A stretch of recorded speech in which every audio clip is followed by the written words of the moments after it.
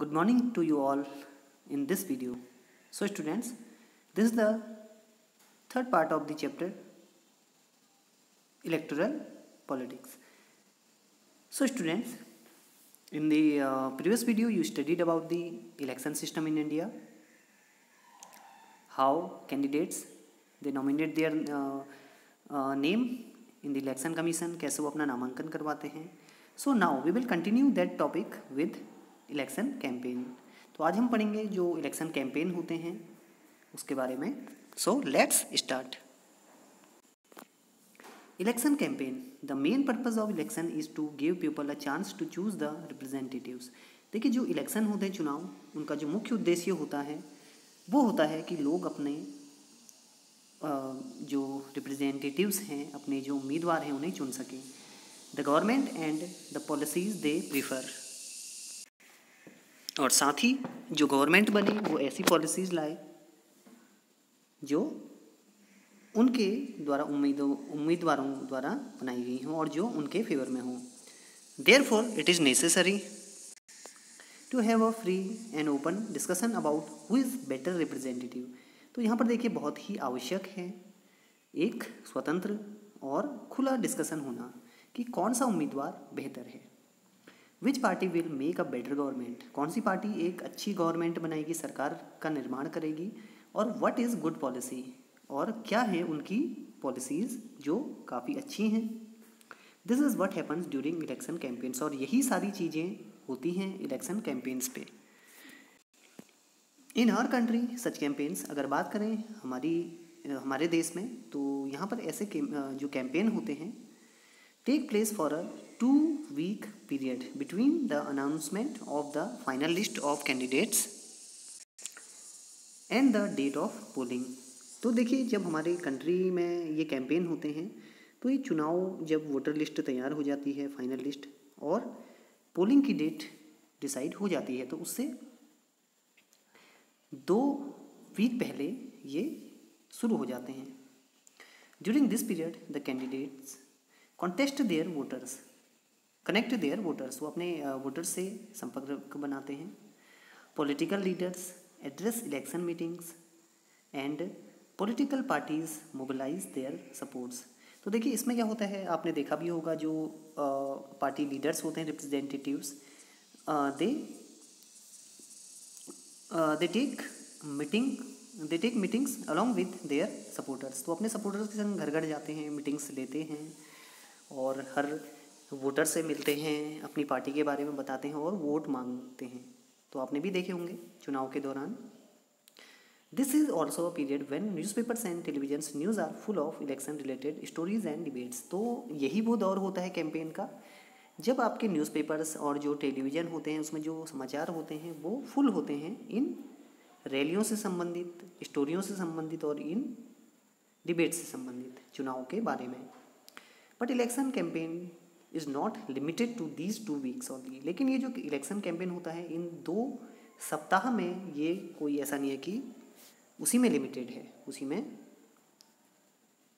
Limited है. Political parties start preparing for elections month before they actually take place. इसके लिए, चुनाव के लिए, जो पॉलिटिकल पार्टीज़ होती हैं वो चुनाव से बहुत समय पहले ही, बहुत महीनों पहले ही चुनाव की तैयारियां शुरू कर देते हैं. In election campaigns political parties try to focus public attention on some big issues. और यहाँ पर देखिए बड़े बड़े इश्यूज़ लेके आती हों ताकि लोग उनकी ओर आकर्षित हों. ऐसे मुद्दे जो लोगों की ज़रूरतें हों, तो उन्हीं पे वे बात करते हैं यहाँ पर इलेक्शन कैंपेन्स पे. They went to attract the people to that issue and get them to vote for their party. और यही इशू पब्लिक के सामने ले जाते हैं. मान लीजिए बेरोजगारी है, मान लीजिए कहीं किसी क्षेत्र में, कोई क्षेत्र है वहाँ पर लोगों के पास मकान की समस्या है, रोड की समस्या है, बिजली पानी की समस्या है, कई तरह की लोगों को परेशानियाँ होती हैं. तो कैंपेन में यही सारे मुद्दे उठाए जाते हैं पॉलिटिकल पार्टीज से. Let us look at the some of the successful slogan given by different political parties in various election. तो देखिए आगे आप कुछ यहाँ पर जो स्लोगन्स हैं उसके माध्यम से समझेंगे कि जो पार्टी है वो मुद्दे कैसे उठाती है during the election campaign. So one by one we will discuss about that. First the Congress party led by Indira Gandhi. देखिए जब इंदिरा गांधी गवर्नमेंट थी, चुनाव होने वाले थे, तो उन्होंने जो स्लोगन दिया गरीबी हटाओ, रिमूव पॉवर्टी, तो उन्होंने स्लोगन दिया था गरीबी हटाओ, यानी कि मेन मुद्दा क्या बनाया था उन्होंने उस समय कि हमें गरीबी हटानी है। In the Lok Sabha election of 1971, जब 1971 के लोकसभा चुनाव हुए थे, the party promises to reorient all the policies of the government to remove poverty from the country. तो वो प्रॉमिस किया पार्टी ने यहाँ पर कि वो गरीबी हटाएगी, जो भी अगर उनकी सरकार बनी तो वो सबसे ज़्यादा ध्यान देगी गरीबी हटाने में। नंबर 2, सेव डेमोक्रेसी यानी लोकतंत्र बचाओ was the slogan by the Janata party under the leadership of Jayaprakash Narayan in the Lok Sabha election held in 1977। देखिए 1977 के लोकसभा चुनाव में जनता दल पार्टी और इसके जो लीडर थे जयप्रकाश नारायण, तो इन्होंने स्लोगन दिया सेव डेमोक्रेसी, लोकतंत्र बचाओ। The party promises to undo the excesses committed during emergency and restore civil liberties. तो देखिए उस समय आपको पता होगा कुछ दंगे फसाद भी हुए थे और इमरजेंसी लगाई गई थी गवर्नमेंट के द्वारा, जिसमें जो सिविल राइट लिबर्टीज़ थे उस पर भी काफ़ी उस समय प्रभाव पड़ा था उस इमरजेंसी का, तो उन्होंने तब ये नारा दिया। तो देखिए जो पॉलिटिकल पार्टीज़ होती हैं वो भी कंडीशन को देखते ही अपने स्लोगन्स लेके आती है जो समय बर्निंग इश्यू चल रहा होता है। The left front used the slogan of land to the tiller in the West Bengal assembly election held in 1977। देखिए जो लेफ्ट फ्रंट है उन्होंने स्लोगन यूज़ किया लैंड टू द टिलर्स, यानी कि जो खेतों में काम करते हैं, जो फार्मर्स हैं, जो बोते हैं, तो लैंड उन्हीं को मिलनी चाहिए। ये स्लोगन था किसका? वेस्ट बंगाल गवर्नमेंट का, जो वहाँ के स्टेट असेंबली इलेक्शन हुए थे 1977 में, क्योंकि वहाँ पर जो किसान थे, जो उनकी ज़मीनें थी, उस पर यहाँ पर उन्हें अधिकार नहीं मिल पा रहा था। Next, protect the self respect of the Telugus. देखिए ये तेलुगु लैंग्वेज से रिलेटेड स्लोगन है। Was an slogan used by N.T. Ramarao, the leader of the Telugu Desam party in Andhra Pradesh assembly election in 1983। देखिए 1983 में क्या हुआ, इन्होंने तेलुगु, देखिए स्लोगन जो वहाँ की लैंग्वेज है आपके आंध्र प्रदेश की तेलुगु, तो उससे रिलेटेड ये लेके आए। तो आपको पता भी होगा कि तेलुगु लैंग्वेज जो थी इसके लिए बहुत समय पहले जो श्री रामुलु थे उन्होंने स्ट्राइक भी की थी, आपको पता होगा, इसे प्रॉपर जो आपकी कॉन्स्टिट्यूशन है उसमें शामिल करने के लिए। In a democracy it is best to leave political parties and candidates free to conduct their election campaigns the way went to, but it is sometime necessary to regulate campaigns to ensure that every political party and candidates get a fair and equal chance to compete। तो देखिए सभी को यहाँ पर chance मिलता है, political parties और candidates को। अकॉर्डिंग टू और इलेक्शन लॉ नो पार्टी और कैंडिडेट कैन। देखिए इसके लिए भी इलेक्शन कैंपेन्स हैं तो काफ़ी चीज़ें इसमें हो सकती हैं, फोर्सली भी वोट देने के लिए डराया धमकाया जा सकता है। तो इसके लिए भी जो इलेक्शन लॉ हैं, कुछ चुनाव से संबंधित कानून हैं, वो भी आपको पता होने चाहिए क्या क्या है। देखिए पहला है ब्राइब और थ्रेटन वोटर्स। देखिए कई बार क्या है, कुछ जो हैं कैंडिडेट्स वो रिश्वत दे सकते हैं कैंडिडेट्स को, यानी कि वोटर्स को, या उन्हें डरा धमका सकते हैं। मान लीजिए अगर गरीब वोटर्स हैं कोई कॉन्स्टिट्यूंसी में और वहाँ पर जो कैंडिडेट हैं अगर डरा धमका रहे हैं तो इस तरह से भी वोट ले सकते हैं। तो ये भी क्या है, अलाउड नहीं है, ये भी अगेंस्ट लॉ है। Appeal to them in the name of caste और रिलीजन, और साथ ही देखिए कास्ट और रिलीजन बेस पे भी वो वोट नहीं मांग सकते हैं, क्योंकि India is a secular country और सभी धर्म यहाँ पर बराबर है।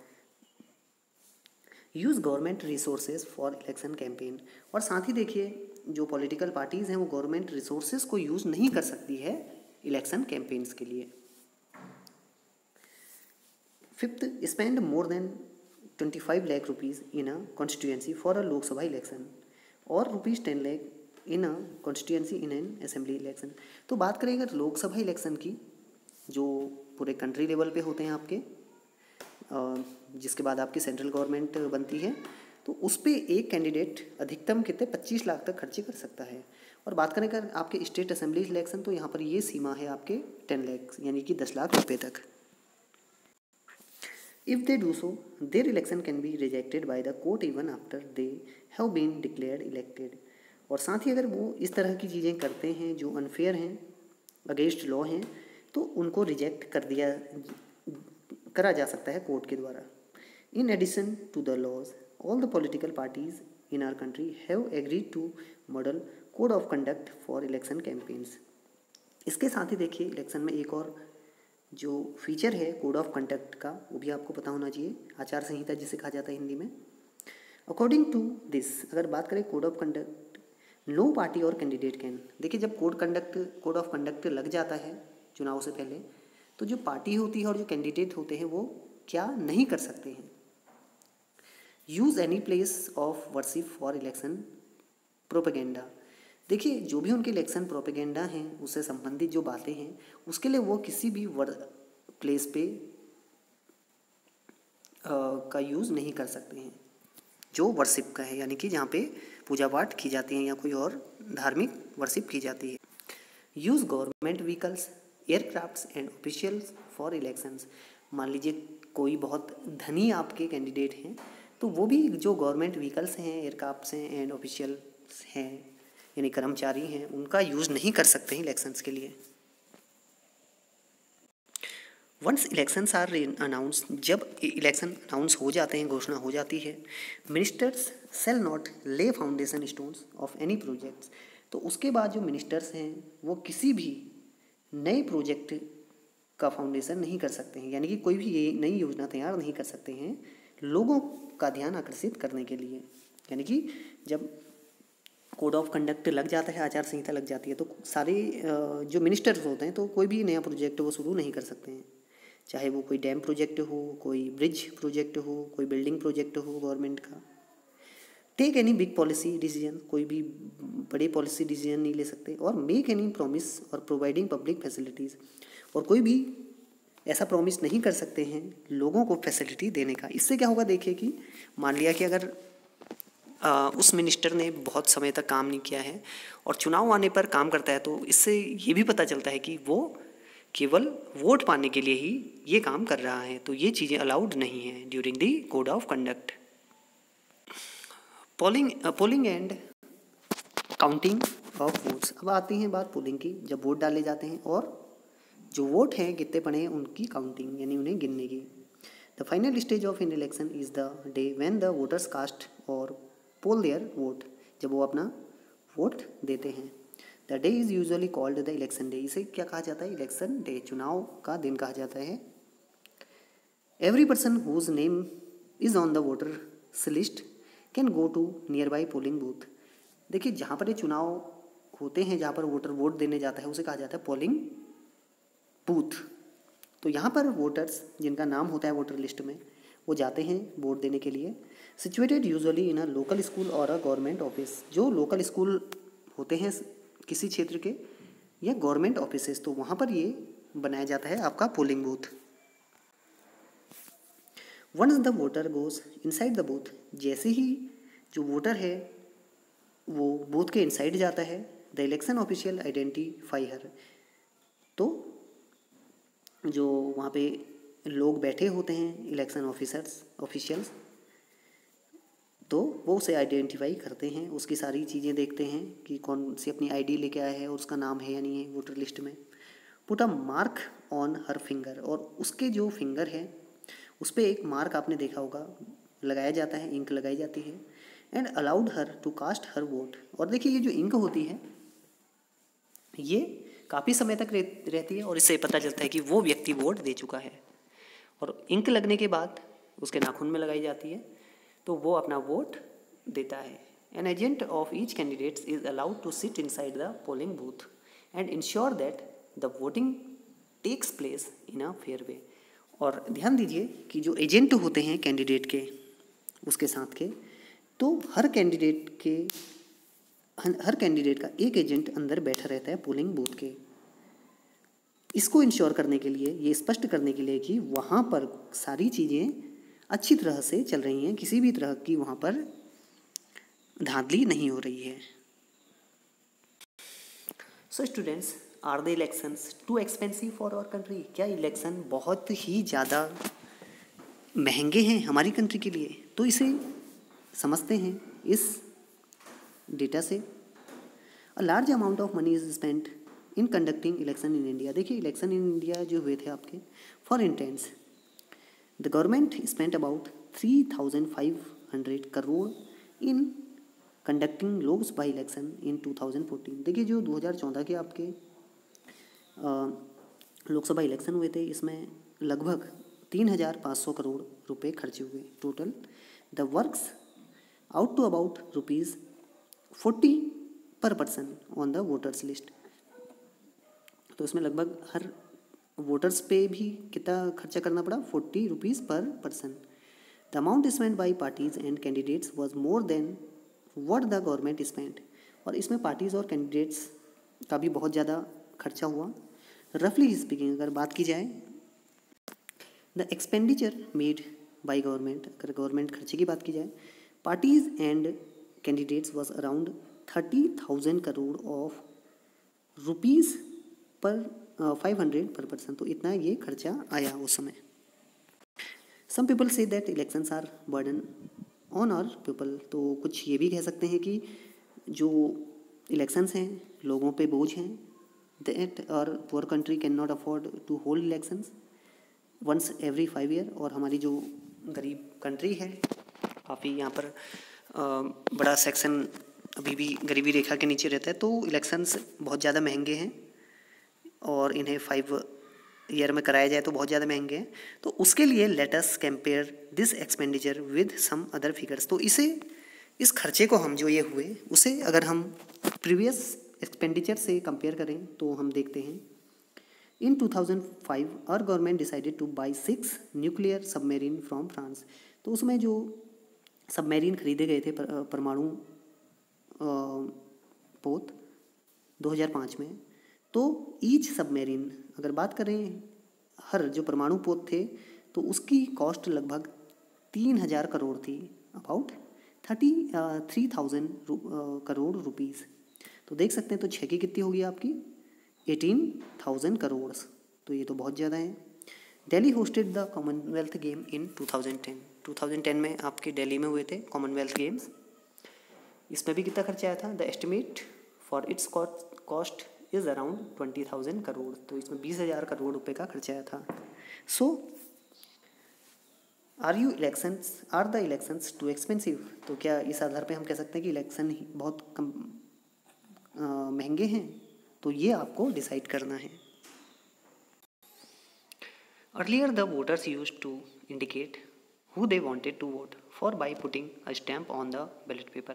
और देखिए, जब अभी जैसे आपको बताया था कि इंक लगाई जाती है, वोट देने जाते हैं, तो उसके बाद उन्हें बैलेट पेपर मिलता है जिस पे स्टैंप लगाना होता है।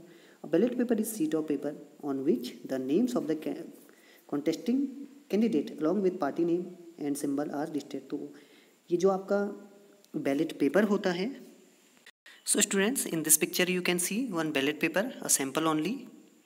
देख सकते हैं in this the candidates symbol and their party name is also here. So आप देख सकते हैं यहाँ पर। तो इस तरह का क्या होता है? आपका बैलेट पेपर होता है और यहाँ पर स्टैंप लगाना होता है। किसी पे भी लगा सकता है स्टैंप, इस तरह का होता है स्टैंप, तो वो लगाना होता है जिसे आप वोट देना चाहते हैं। Nowadays electronic voting machine. अब देखिए, अर्लियर वी यूज्ड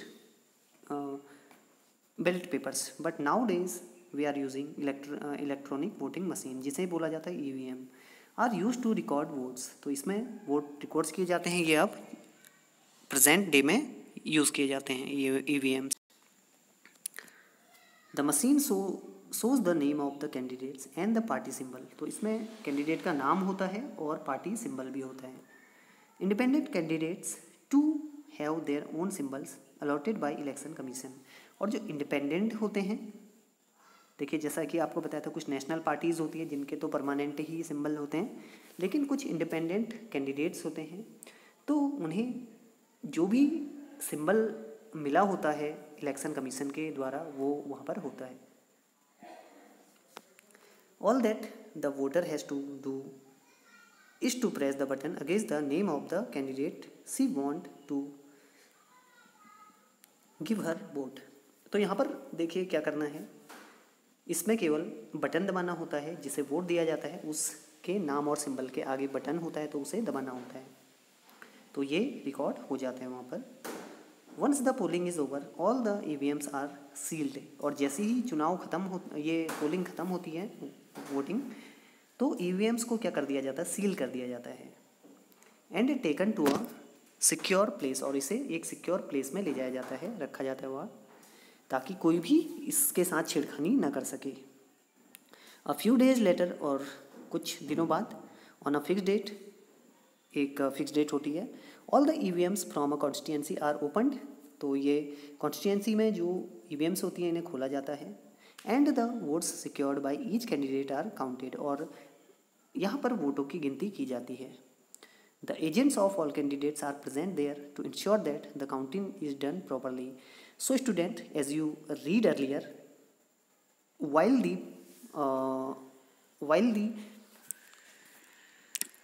पोलिंग, जब पोलिंग होती है, वोट दिए जाते हैं, तब भी एजेंट्स रहते हैं वहाँ पर, और जब गिनती की जाती है तब भी वहाँ पर जो पार्टी एजेंट्स होते हैं वो होते हैं, ताकि पता लग सके कि ये सारी गिनती यहाँ पर ठीक हो रही है, काउंटिंग जो भी है ये वोटों की।